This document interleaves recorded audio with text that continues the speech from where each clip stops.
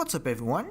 Today we're going to be revisiting yet another way that you can have a lot of fun scaling up your team in Customs Arena. We're going to be using the old mouse, which is a pet I think many people have forgotten even exists, but I think it has a super interesting ability and it is very much worth exploring. So in case you have forgotten what the old mouse does, it is a tier 4 pet that at the end of every single turn will generate a random toy, and the toy will have a random ability that if you manage to fulfill, it will break itself and it will give your team some permanent stats. In my opinion, that's a super fun concept. Basically every single turn you have a random minigame that you play with the old mouse, and if you manage to fulfill the objective of that minigame, you get rewarded with some stats, which to be honest with you, from the old mouse itself are not a lot, but you can combine it with a couple of other pets in order to very much increase the amount of stats that you receive. So you can see one of the combo pieces we're going to be using for this build is going to be the Mandrill, and Mandrill is just like insurance basically. If we cannot fulfill the objective, because some of them are very tough to fulfill, it will break the toy in battle for us and give us the stats in battle instead, which is kind of a consolation prize. Like, we don't get them permanently, but at least for the one battle we do get them, and it makes it easier for us to win in the meantime. And we will also be combining it with the Mosasaurus, which is a tier 5 puppy pack pet that has the ability of whenever you break a toy, it will give the adjacent pets +2, +3, I believe it is. So that's a huge stat increase. You can basically get 2 units up to 50-50 extremely quickly, especially if the Mosasaurus is level 2 or above. So here for now I think we're doing pretty okay. We have a big stat at level 2 Mandrill, and I believe the Mandrill does need to be level 2 in order to interact with the old mouse toy. And we also have stashed a Stoat in the team.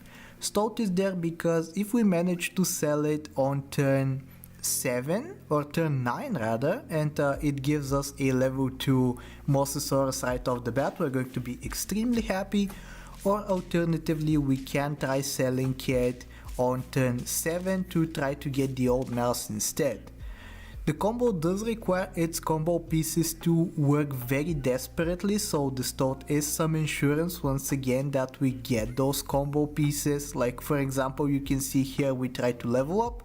Unfortunately no Mosasaurus, which is a little bit unlucky. Thankfully though, at least we do manage to find the old mouse.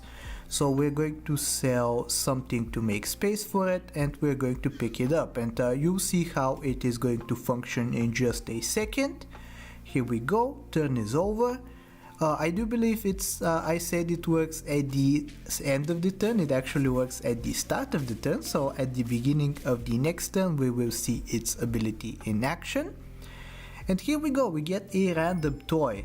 3 friends bought and the toy breaks, and therefore it gives us some permanent +1/+1 to the entire team. Which doesn't sound like a lot, right? Especially from a tier 4 pet. I think you can compare it to something like the Sea Lion in Golden Pack, which unconditionally gives +1 attack or +1 HP to the entire team. This time you do have the condition, but the reward is doubled, and as you can see we don't fulfill the condition, so we don't get the reward this time. Now we have a pickaxe, the ability of which is we have to roll 7 times, I believe it is, in order to claim the permanent stats. So I believe we're going to be doing that this turn, as we do find the Mosasaurus in shop. Hopefully we find a second one, or at least a level 2. Rolling unfortunately does mean that we don't buy sell stuff like cows or zebras or the blue-ringed octopi, which is yet another downside of the toy conditions, because otherwise I think you would be getting these stats anyway, because you would be buy selling, and we're kind of limited in our ability to generate gold as well. So 7 rolls means 7 gold, so we don't have much to play around with. On this turn I believe we did purchase some avocado, so we had some extra buying power, but that will not be the case starting from next turn. So we do have to be pretty smart about our plays, but then you can see our reward is kicking in and we get a +4 +6 to both the old mouse and the mandrill. So here we go, we hop into the fight with this massive bunch of stats that we just received. I'm pretty sure we should be winning. Yep, we also got some very lucky breakpoints as well. Objective this turn is once again 7 rolls, and as you can see this turn we don't have the extra gold, so all we can afford to do is a single purchase of an alpaca, and then we have to roll down until we are basically at 0 gold, and then we will get rewarded once again.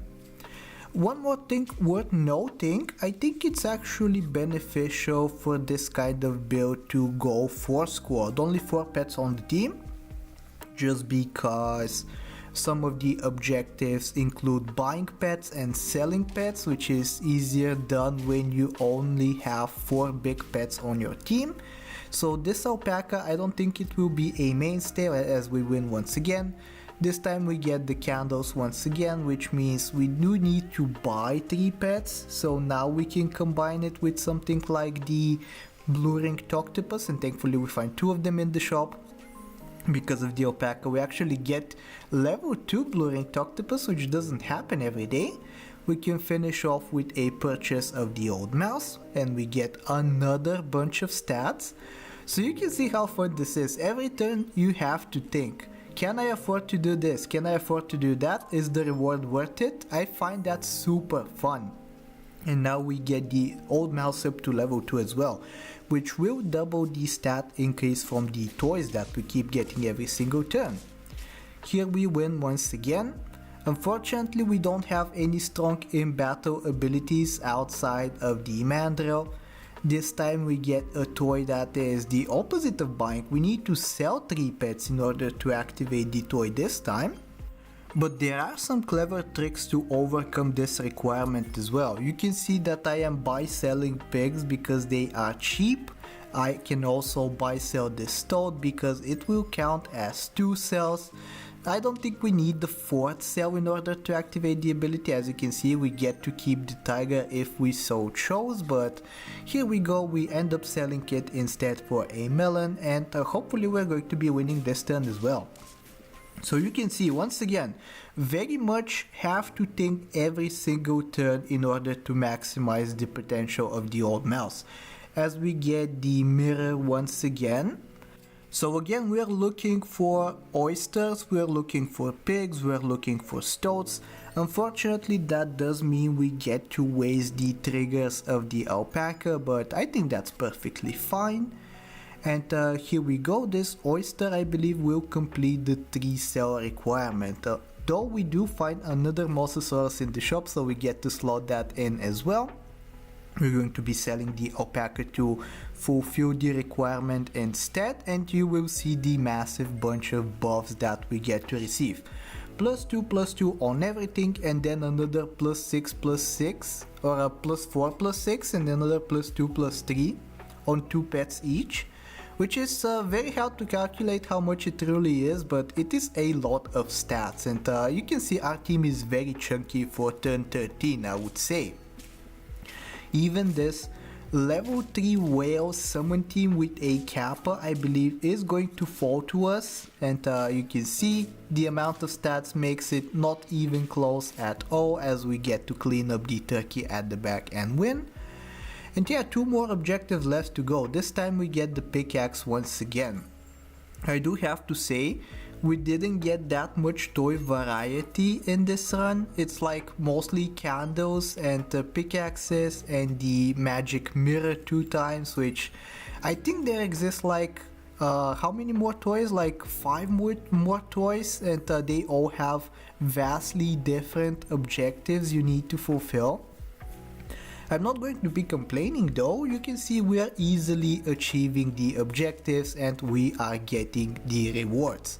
Mandrill almost near 50/50 stats. You can say the same for the old mouse as well. and we should be getting another easy victory right here. Her opponent generically scaling with a Bird of Paradise, which you can see is being outperformed by our build. And for the last turn, we get the magic mirror once again. We need to sell 3 pets in order to activate the ability, and hopefully we can manage to do just that. We can try the Venus Flytrap in order to get a level 2 Mosasaurus on the team, at least next turn if there even is one. So you can see we have stashed triple Mosasaurus. We can also get to steal a Gharial from the opponent, which is going to be very useful as it does generate a toy that we can break with the Mandrill. And here we go, we fulfilled the final objective. We're going to be slotting in the toy. We're going to be putting in the final Mosasaurus into the team, and we will be calling it a day. So I really hope you enjoyed today's video, and if you did, I really hope that you like, sub, do all the generic stuff, and I will talk to you next time. Take care.